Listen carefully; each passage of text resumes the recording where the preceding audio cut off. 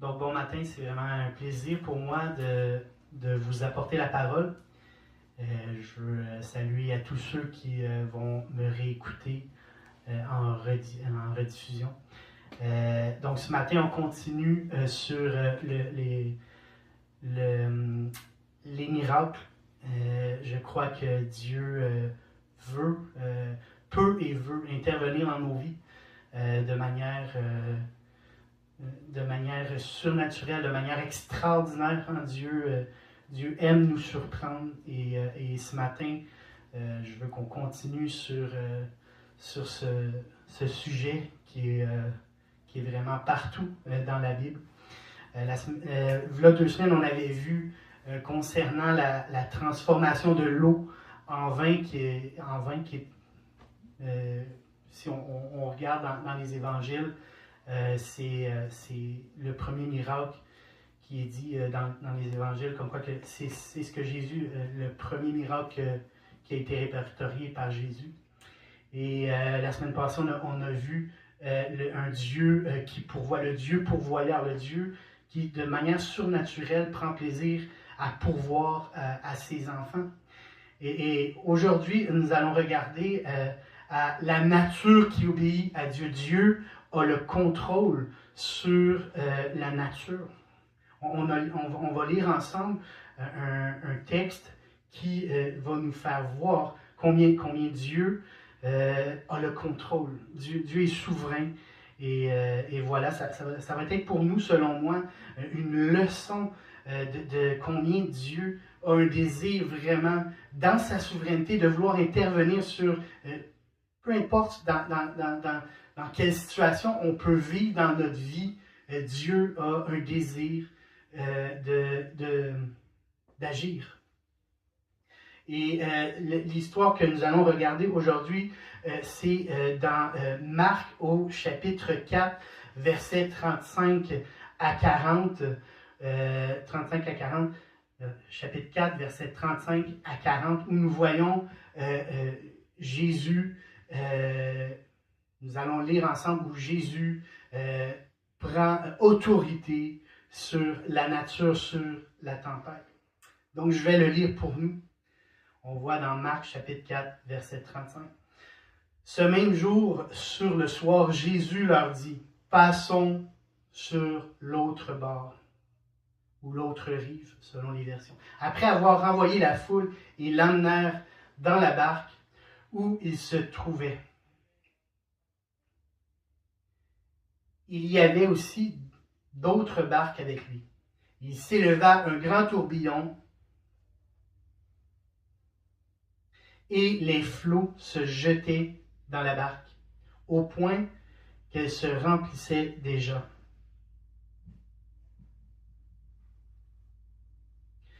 Et lui, il dormait à la poupe sur le coussin. Ils le réveillèrent et lui dirent, « Maître, ne t'inquiètes-tu pas de ce que nous périssons? »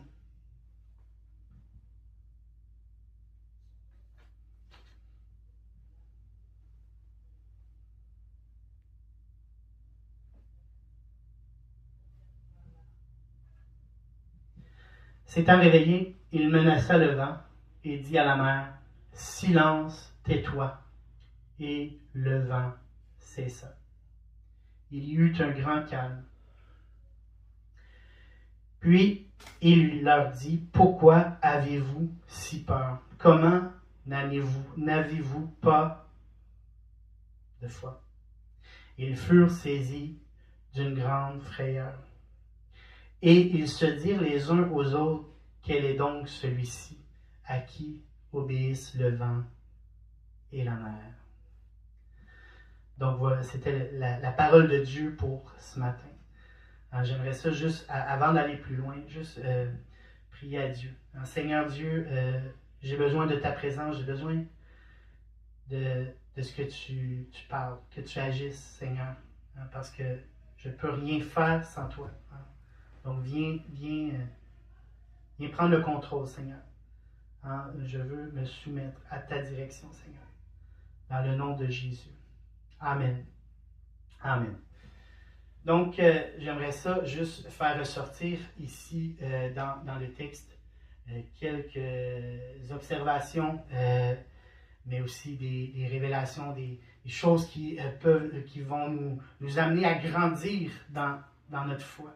Hein, parce que je crois que ce texte est justement là pour nous amener à grandir, nous amener à évoluer avec notre relation avec Jésus.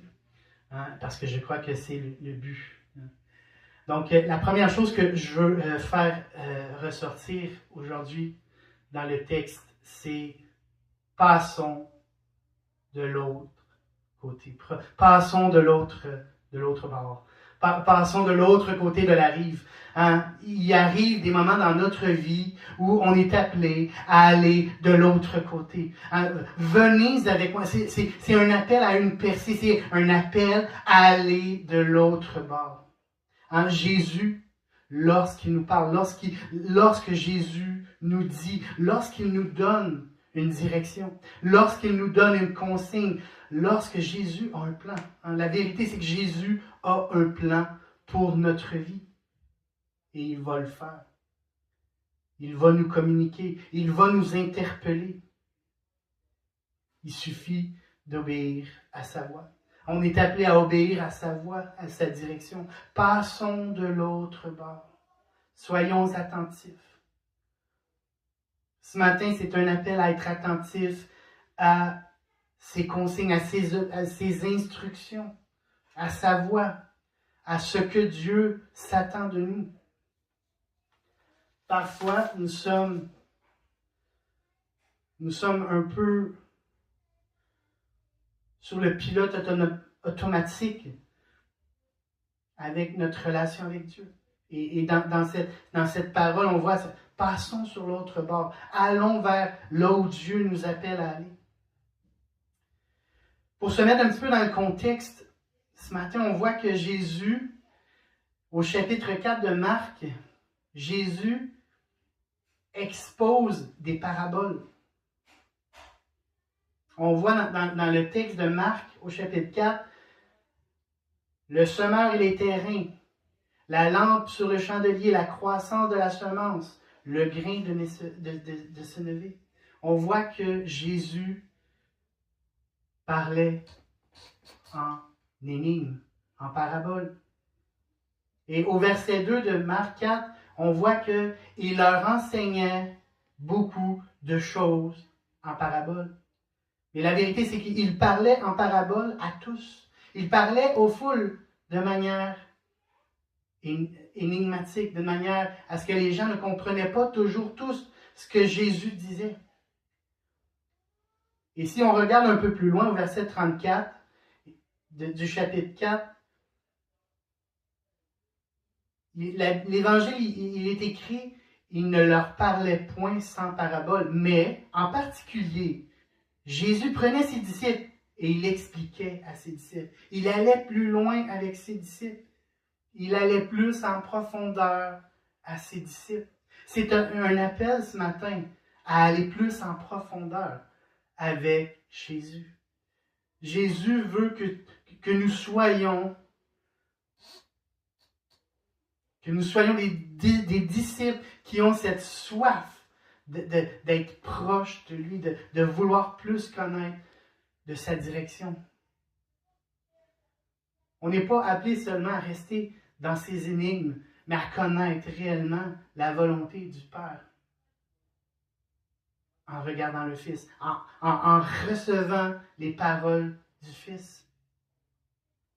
Nous ne devons pas nous contenter seulement de choses que nous ne comprenons pas.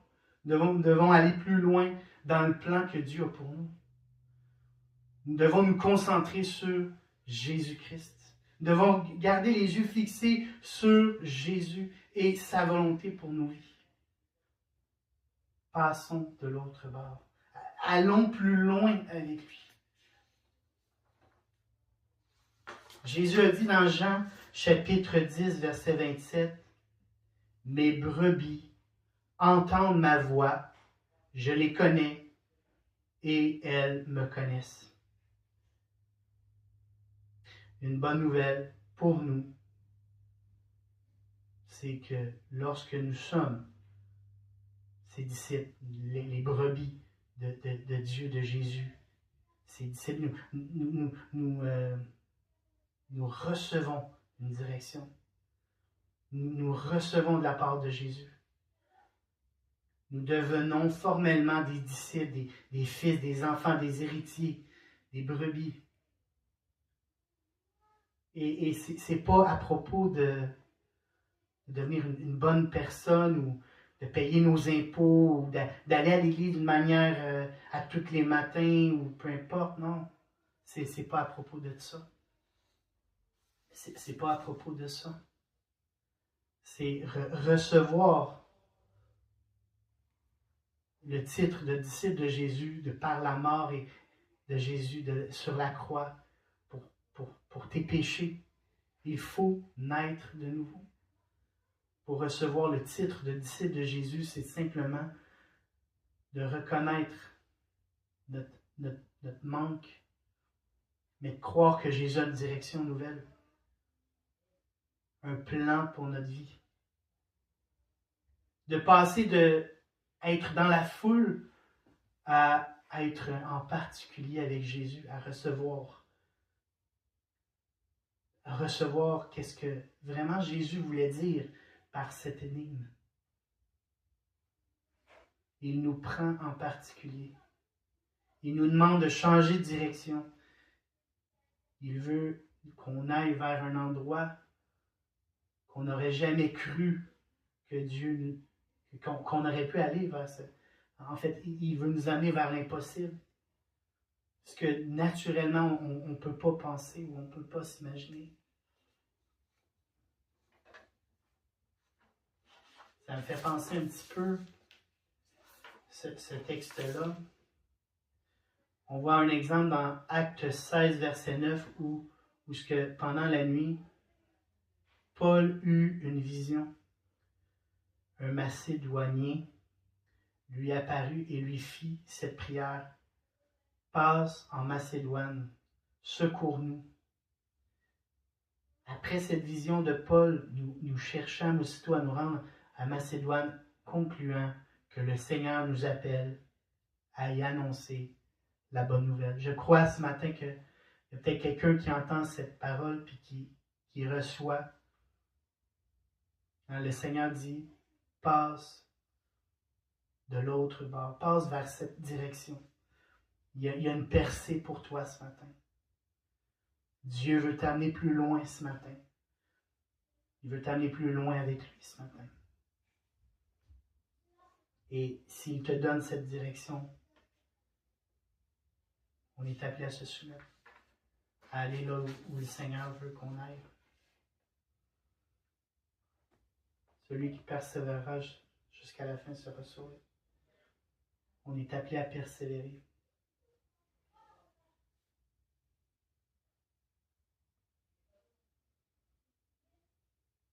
C'est pas toujours évident, c'est pas toujours facile.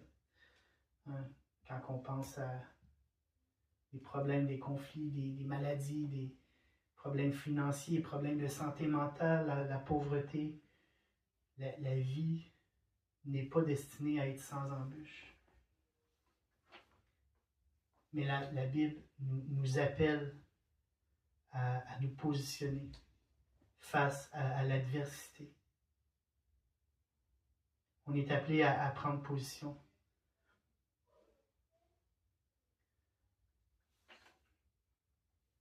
On est appelé à prendre position devant l'adversité. Ce qui va m'amener à la deuxième chose que je veux parler, c'est il s'éleva un grand tourbillon et les flots se jetaient dans la barque. Les flots se jetèrent dans la barque.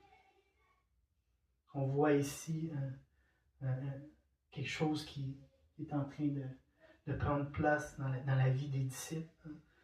Passe de l'autre côté, vole de l'autre bord, mais alors que tu prends position puis tu te déplaces vers la direction que le Seigneur te demande d'aller, il y a des grands tourbillons qui prennent place. Il y a des choses que tu ne comprends pas. Il y a des problèmes qui fait surface dans notre vie. Puis c'est normal. La Bible n'a jamais dit qu'il n'y aurait plus jamais de soucis. Mais dans Matthieu 28, verset 18,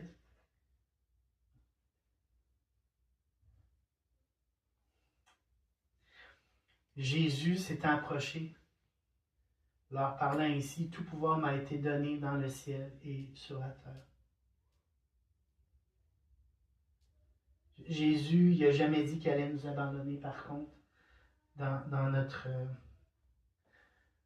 notre tourbillon, dans notre situation difficile, dans nos tempêtes. Jésus a dit qu'il allait toujours rester avec nous. Jésus il a dit qu'il allait toujours rester avec nous.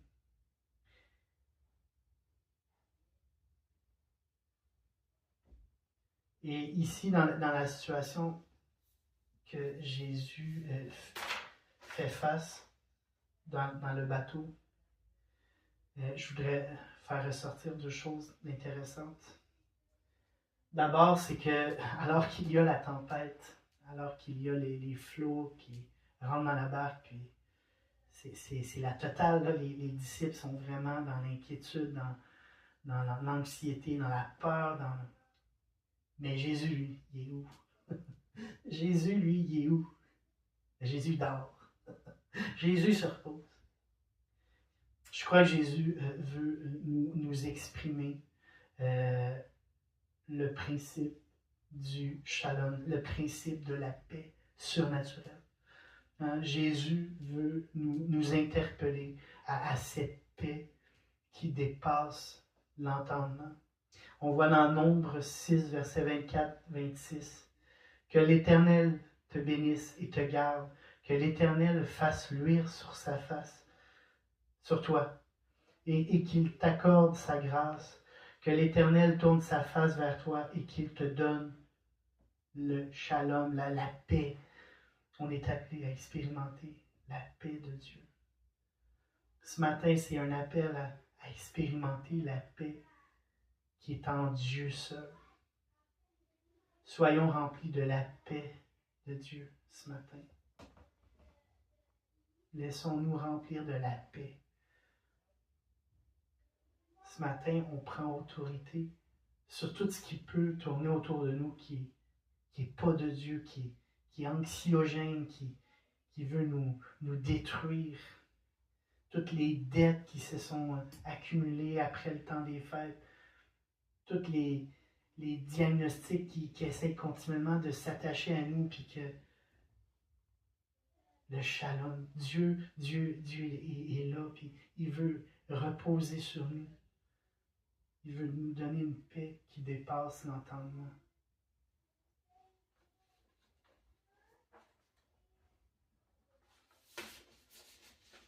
Et la deuxième chose que je veux faire ressortir ici,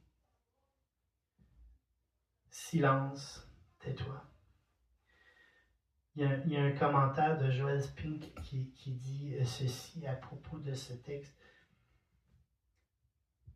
Jésus menaça le tourbillon qui lui obéit. Il est à noter ici que dans le grec, nulle part n'indique que Jésus aurait eu à négocier ou crier dans la tempête. Mais il a simplement dit chute, silence, chute. Et le tourbillon lui obéit. Ses disciples étaient bien sûr si étonnés qu'il ait pu les sauver de cette énorme tempête en ne disant qu'un simple mot. Voilà la puissance de la parole déclarée avec foi. Jésus ne s'obstine pas avec la tempête. Il fait que lui dire. Jésus enseigne ici. Il démontre à ses disciples. Lorsque tantôt je vous parlais de l'enseignement de Jésus face à la foule versus l'enseignement de Jésus qui démontre à ses disciples comment vivre la puissance de Dieu par la parole de Dieu. Jésus était en train de leur montrer la puissance de la déclaration de la parole de Dieu. Dans Romains 10, verset 17, Paul dit ceci, « Ainsi la foi vient de ce qu'on entend, et ce qu'on entend vient de la parole de Christ. » Il y a une parole puissante. La parole de Jésus, la parole de Christ, qui dit aux montagnes, qui dit à toutes les adversités de nos vies, qui parle et qui leur donne de s'en aller, de les renverser. Et des fois, on ne comprend pas toujours de la manière dont Jésus va s'y prendre, mais il va le faire. Et je crois que les disciples de Jésus, on est appelés, on a reçu, et donc on est appelés à donner gratuitement, de par cette même autorité qui est en nous, qui est avec nous. Ne laissons pas l'adversaire nous dire le contraire, nous mentir. Soyons attentifs et mettons-nous en position.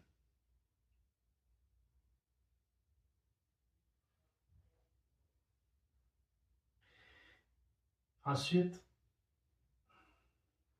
j'aimerais ça faire ressortir, pour terminer, 2 questions intéressantes. D'abord, pourquoi avez-vous si peur?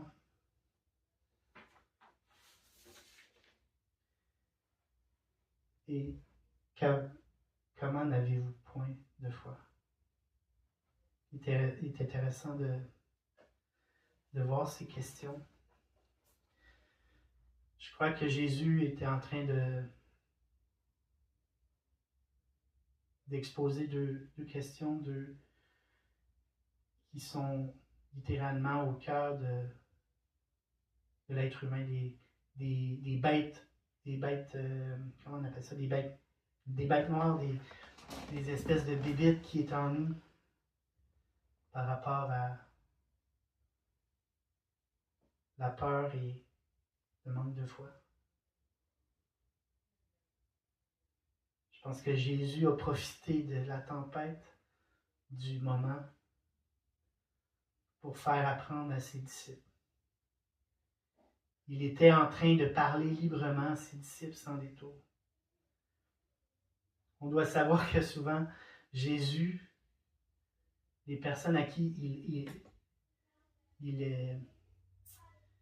il donnait des réprimandes, c'est soit aux chefs religieux qui étaient ses opposants ou ses disciples. Et ici, je crois que Jésus était en train d'utiliser la situation. Puis des situations qui étaient à prime abord, un moment désastreux, hein, des désastres, des tourbillons, des tempêtes dans la mer, où les barques étaient en train de se remplir, ils allaient périr.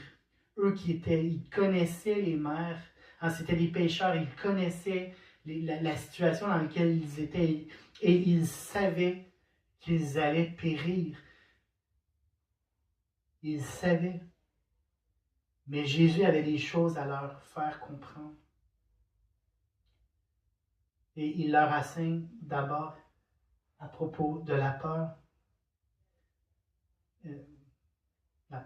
La peur ici qui concerne la crainte, l'aspect de ne pas vouloir aller au-delà, de ne pas croire comme nous devrions le faire, être timide devant le plan de Dieu.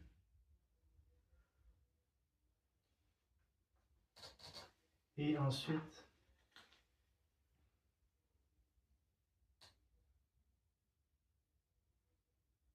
on voit à propos de la foi. Jésus était en train d'enseigner à ses disciples à propos de la foi.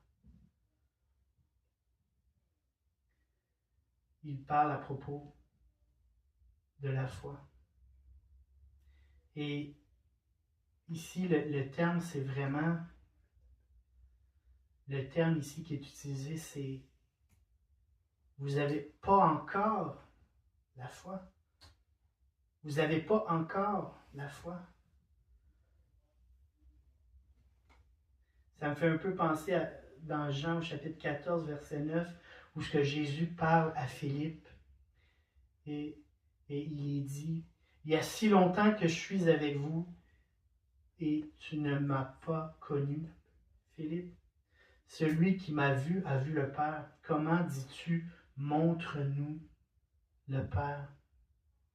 Montre-nous le Père. » Je crois que ce matin, c'est un appel alors qu'on entend ce texte, on entend cette parole, de dire Jésus, donne-nous plus. Jésus, donne-nous plus de foi. Jésus, augmente-nous notre foi ce matin. Alors qu'on est dans la tempête, alors qu'on voit que les flots rentrent dans la barque, Seigneur, augmente-nous la foi. Seigneur, merci de nous donner cette autorité que seul toi peux donner. C'est un appel ce matin à comprendre que Jésus veut plus. Jésus veut plus de notre attention.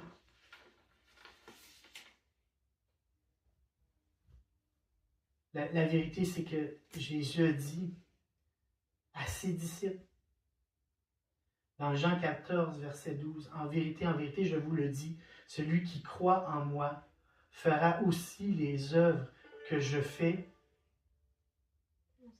et il en fera de plus grandes, parce que je m'en vais au Père. » Nous sommes appelés à refléter le Fils. Nous sommes appelés à refléter le Fils. Faire comme lui. L'apôtre Paul a dit dans Colossiens 3, 17, « Toute votre vie, parole et action doit refléter Jésus, doit refléter le Christ. » Parfois, nous sommes un peu comme cette image où on voit cette image d'un homme qui sait qu'il y a un micro-ondes. Il sait que le micro-ondes, il y a une plug. Puis cette plug-là, il voit la prise de courant. Puis il sait que pour que son micro-ondes fonctionne, il doit prendre la plug du micro-ondes puis la plugger dans la prise de courant pour que son micro-ondes fonctionne. Et des fois, les disciples de Jésus, nous les chrétiens, on est un peu à cette image-là. On sait qu'on doit aller se plugger à la bonne prise. Qu'on doit aller se plugger à Jésus-Christ. Le courant doit passer. Mais des fois, on n'est pas à ça. On n'est pas continuellement en train de se plugger au courant, comme on dit. Au contraire, on est souvent en train de se dépluguer. Il y a une différence entre savoir et connaître versus l'utiliser concrètement. Souvent, on est plus à se réjouir de connaître, mais sans plus. Dans Matthieu, chapitre 7, verset 24, Jésus a dit, « C'est pourquoi quiconque entend ces paroles que je dis et les met en pratique sera semblable à un homme prudent qui a bâti sa maison sur le roc. » On est appelé à mettre en pratique notre foi. Prendre autorité sur les tempêtes qu'il y a autour de nous, les incompréhensions, les peurs, les deuils, les maladies, et croire en la volonté de Dieu, en la volonté bonne, parfaite et agréable, bonne, agréable et parfaite de Dieu. On est appelé à dire « Jésus, j'en veux plus ». Et pour terminer, j'avais ce témoignage-là ça fait environ 19 ans de ce témoignage-là que je voudrais vous partager en terminant. C'est où ce que ma femme, elle venait de savoir qu'elle était enceinte. Et puis, mais là, à un moment donné, elle a commencé à avoir des douleurs dans les côtés. Et puis là, elle a été consultée. Puis, les docteurs disaient que c'était probablement une grossesse ectopique. Ectopique, oui, c'est ça. Grossesse ectopique. Qui voulait dire que le bébé était en train de se former, mais dans les trompes. Et puis, je me souviens, à ce moment-là, ben, moi puis ma femme, on s'était dit, ben, bon, écoute, on va se fier à l'avis du docteur. Donc là, il nous avait cédulé pour une opération et tout ça. Puis, mais ma femme, elle avait foi. Puis ma femme, je me souviens, elle avait dit non. Puis même, elle avait été s'enfermer dans une pièce seule. Puis elle avait prié Dieu. Puis elle avait pris autorité. Puis... Mais il y avait eu l'opération quand même. Puis ce qui est étonnant, c'est vraiment que ils ont fait l'opération, ils ont ouvert les trompes et lorsqu'elle s'est réveillée le matin, le docteur lui a dit « On ne comprend pas, on pensait qu'il y avait quelque chose dans les trompes, un bébé, mais il n'y avait rien. Fait qu'on ne comprend pas. C'est sûr par contre que ça se peut que vous n'aurez plus d'autres enfants par la suite, parce que là, on a tout ouvert les trompes. Fait que c'est resté de même. Puis là, 9 mois plus tard, il y a Maë qui est née. Et puis, je pourrais vous témoigner ce matin que c'est un miracle, parce que non seulement nous avons eu Maë, mais 18 ans plus tard, nous avons 6 enfants. Et Dieu nous a étonnés par ce miracle où il a renversé le diagnostic. Il a dit non, c'est faux. Hein? Dieu a renversé, Dieu a fait un miracle. Dieu a renversé les choses. Et je crois en cette parole, que Dieu, il dit silence, et je m'occupe du reste. Et il y a un calme qui arrive. Il y a le shalom qui prend place. Et ce matin, c'est un appel à augmenter notre foi, à croire que Dieu veut et peut et va intervenir dans vos vies. Peu importe la tempête qu'il y a, peu importe la chose qui s'agite, Dieu va intervenir. J'aimerais ça juste qu'on prenne un petit moment de silence. Un moment de silence dans la prière. Seigneur Dieu, merci de t'adresser à nos cœurs ce matin. Merci de nous parler.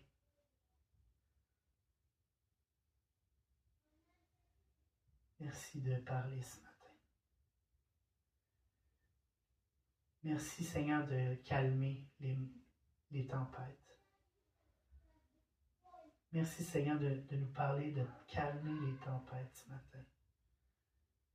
Seigneur, merci de nous prendre, de nous prendre à part afin de nous montrer, de nous indiquer, de nous instruire, de nous corriger, Seigneur. De nous faire savoir, mais de nous amener plus loin. Ce matin, Seigneur, ma prière, c'est encore une fois, augmente ma foi. J'ai soif de toi. Fais-moi voir ta gloire, Seigneur Jésus. On a besoin de toi, Seigneur. On a besoin que tu interviennes dans nos vies.